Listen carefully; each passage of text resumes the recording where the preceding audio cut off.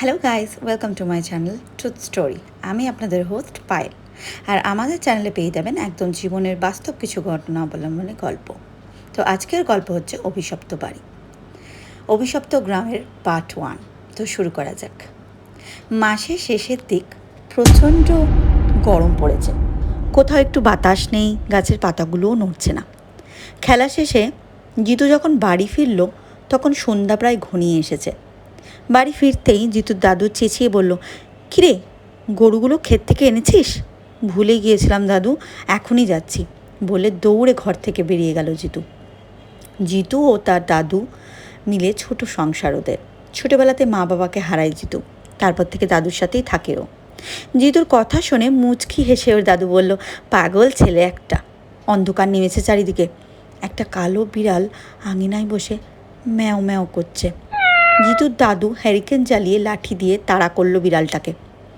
একটু দূরে গিয়ে কালো বিড়ালটা ফকফকে সাদা বিড়ালে রূপান্তরিত হয়ে গেল। খুব অবাক হলো জিতুর দাদু। 7-5 না ভেবেই বিড়ালটার পেছনে ছুটলেন তিনি। বিড়ালটা দৌড়ে বাঁশঝাড়ের দিকে চলে গেল।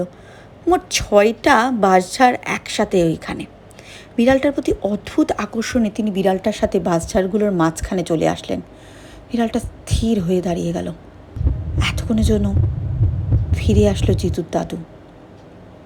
কিন্তু ততক্ষণে অনেক দেরি হয়ে গেছে। ধীরে ধীরে সাদা বিড়াল কালো আর কুৎসি তার ভয়ঙ্কর রূপ ধারণ করলো। পৈশাচিক হাসি ফুটে উঠল ভয়ঙ্কর চেহারাতে। তীক্ষ্ণ দাঁত বেরিয়ে ধরতে লাগলো। ভয়ে চিৎকার দিয়ে উঠল জিতুর দাদু, কিন্তু একটুও শব্দ বের হলো না। প্রাণীটা 2 হাতে গলা চেপে ধরল তার। এদিকে জিতু গরু নিয়ে বাড়ি ফিরে এসে দেখলো ওর দাদু সাদা কাপড় পরে উঠানে বসে আছে। একটু অবাক হয়ে জিতু জিজ্ঞাসা করলো, এই রাতের বেলা সাদা কাপড় পরে বসে আছো কেন দাদু? আমি আমার বোনের বাড়িতে যাব বলেই হাঁটতে শুরু করলেন তিনি। একটু পর আবার পেছন ফিরে তাকিয়ে অদ্ভুত ভারী কণ্ঠে বললেন, কারো বিড়াল থেকে সাবধানে থাকিস। জিতু ঘাড় নাড়ল। ওর দাদু চলে গেল। জিতু ঘরে ঢুকে বিছানায় শুয়ে ভাবল, দাদু কালো বিড়ালের কথা কেন বলল? রাত গভীর হলো। জিতু গভীর ঘুমে হারিয়ে গেল। পরদিন সকালে চিৎকার চেঁচামেচি শুনে ঘুম ভাঙল জিতুর। ঘুম থেকে উঠে বাহিরে এসে দেখলো ওর দাদুর মৃতদেহ পড়ে আছে উঠানে, আর তার চারপাশে গ্রামের মানুষজন জড়ো হয়ে আছে। জিতু কিছুই বুঝতে পারল না।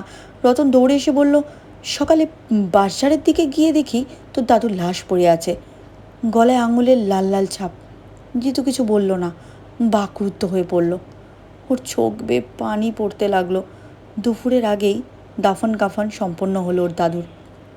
বটগাছের গোড়ায় বসে কান্না করছে জিতু। ও কিছুতেই ভাবতে পারছে না ওর দাদু নেই। আর সবচেয়ে বেশি যেটা ভাবছে সেটা হলো ওর দাদু মারা গেল কী করে, সেটাই মাথায় ঢুকছে না। ওর মাথায় ঘুরপাক খাচ্ছে শুধু দাদুর শেষ কথাটা, কালো বিড়াল থেকে সাবধান থাকিস। দুপুর গড়িয়ে বিকাল হলো। আস্তে আস্তে সন্ধ্যা ঘনিয়ে আসলো গ্রামে। রতন মাছ ধরে বাঁশঝাড়ের পাশ দিয়ে যাচ্ছিল। হঠাৎ তো শুনতে পেল কে যেন বাঁশঝাড়ের ভেতর থেকে করুণ কণ্ঠে বাঁশি বাজাচ্ছে। একটু অবাক হলো, এই সাজের বেলায় কে বাঁশি বাজাচ্ছে এখানে? বাঁশঝাড়ের ভেতরে ঢুকলো। তখন শোষো বাতাস বইতে লাগলো। প্রচণ্ড বাতাসে বাঁশগুলো একটা আর একটার সাথে জোর শব্দে সংঘর্ষিত হতে লাগলো। হঠাৎও দেখলো বাঁশঝাড়ের এক পাশে লাল টকটকে 2টো চোখ দেখা যাচ্ছে। ও ছুটে পালাতে চাইলো, কিন্তু এক পাও নড়তে পারল না। আরও স্পষ্ট হতে লাগলো চোখ দুটো। একটু পরে হিংস্র আর বিকৃত চেহারার কেউ একজন ওর সামনে এসে দাঁড়ালো। ভয়ে ওর গায়ের সব লোম দাঁড়িয়ে গেল। ওর চিৎকার করতে চাইছে, ছুটে পালাতে চাইছে, কিন্তু কিছুই পারছে না।